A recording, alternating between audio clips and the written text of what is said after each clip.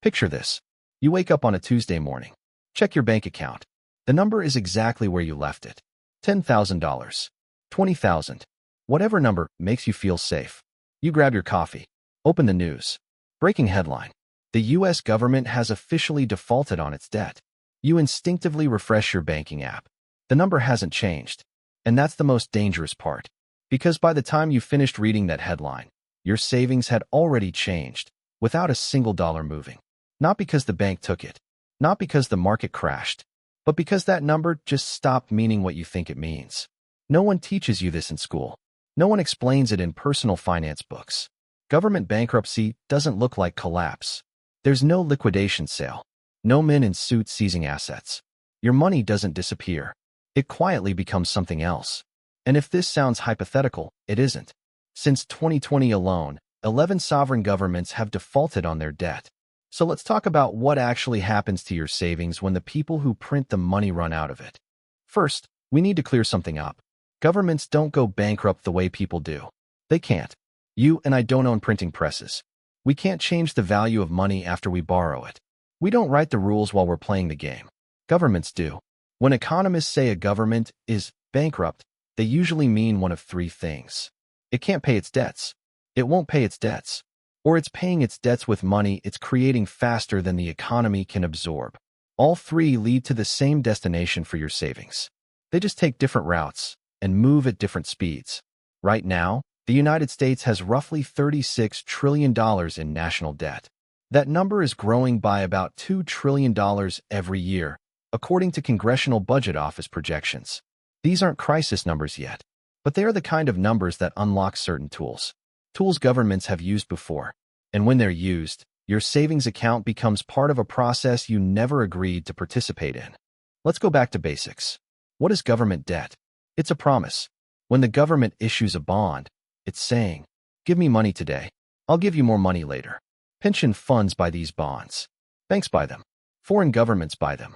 They're considered safe because governments can always tax their citizens to pay their bills. But there's a limit. Tax too much, and the economy shrinks. People work less, invest less, produce less. Eventually, the math stops working. Debt grows faster than the economy. Interest payments consume more of the budget. And suddenly, those promises become expensive. At that point, governments have three options. Option 1, default. Stop paying. Argentina has done this 9 times since 1827, most recently in 2020. After that default, the Argentine peso lost about 90% of its value against the dollar over the next 3 years. Argentina isn't unique because it's corrupt. It's unique because it hits the wall faster. Option 2, austerity. Cut spending. Raise taxes. Squeeze the economy to keep paying creditors. Greece tried this after 2010. Its economy shrank 26%. Youth unemployment hit 60%. Savings didn't vanish, but the economy people needed to spend them and did. Option 3, and this is the option developed countries almost always choose. Inflate your way out. Here's how the trick works. Imagine you owe someone $100.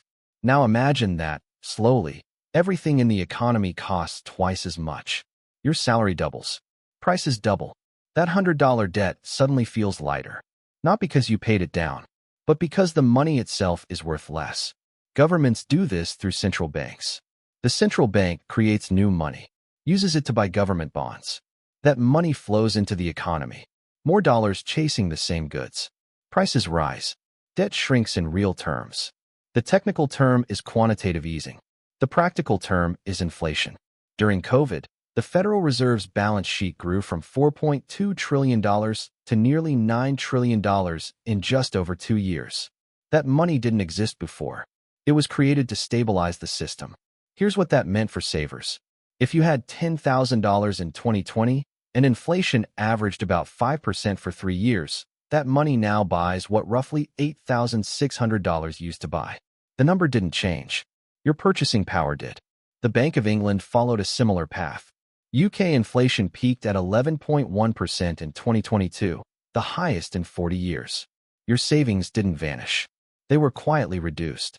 And because the number stayed the same, most people never noticed. But what happens when inflation doesn't stay moderate? What happens when confidence breaks? Look at Lebanon. In 2019, banks froze. Withdrawals were limited. People could see their money, but couldn't access it. Meanwhile, the Lebanese pound lost 95% of its value over 4 years. Savings existed. On paper. In Venezuela, hyperinflation reached 65,000% in 2018. Prices doubled in days. Life savings turned into lunch money almost overnight. It's easy to dismiss these as failed states. But collapse isn't the real risk for developed economies. The real risk is quiet restriction, gradual erosion, slow adjustment. The United States inflated away about 30% of its World War II debt in the decades that followed. The UK did the same after both World Wars. As economic historian Carmen Reinhardt has shown, advanced economies repeatedly use financial repression, keeping interest rates below inflation, to shrink debt. It's not a failure of the system. It is the system. Here's the part no one likes to say out loud. Your savings are denominated in a currency. That currency is managed by a central bank. That central bank ultimately serves a government with massive debt. And that government has every incentive to let inflation run just high enough to reduce the burden, without triggering panic. Global government debt now sits around $91 trillion, while global GDP is about $105 trillion, according to the Bank for International Settlements. Historically, debt at this level is resolved 3 ways. Explosive growth, major war, sustained inflation. Growth isn't fast enough. War is unpredictable. That leaves inflation. And here's the cruel irony. Inflation hurts the people who did everything right. If you're a retiree living on cash savings, if you built an emergency fund, if you avoided debt, you're the one paying. Inflation rewards debtors and punishes savers. Fixed-rate mortgages get cheaper. Cash gets weaker. According to the National Bureau of Economic Research, American households lost about 7.5% of their real wealth between 2020 and 2023 purely due to inflation. You didn't lose it. You didn't spend it. It just stopped being worth what you thought it was. So what does this mean in real life? It means government solvency and your personal finances are deeply connected. It means the number in your savings account matters less than what that number can buy. And it means the biggest risk to your wealth might not be a crash, but slow erosion. Some people respond by moving into assets that can't be printed. Real estate, stocks, commodities, Bitcoin, for those who believe in it. None of these are risk-free. They just fail differently than cash. Most people, though, keep their savings in cash equivalents and slowly absorb the loss without understanding why life keeps getting more expensive. And here's the unsettling part. It's not a conspiracy. It's not evil. It's math. When debt becomes unpayable, something has to give. Governments choose the quiet option, the one that doesn't trigger defaults or riots, the one that spreads the cost so thin most people never realize they're paying it. The system survives. Your savings help fund that survival. So here's the question no one asks directly.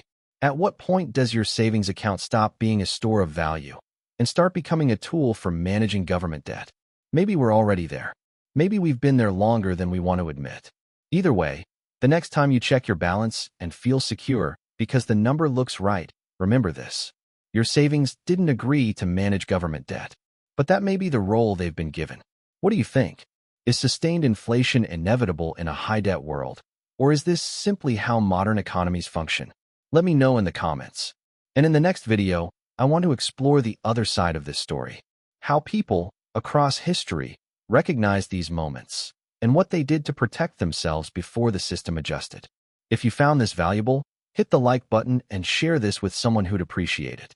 And if you haven't already, subscribe so you don't miss the next one.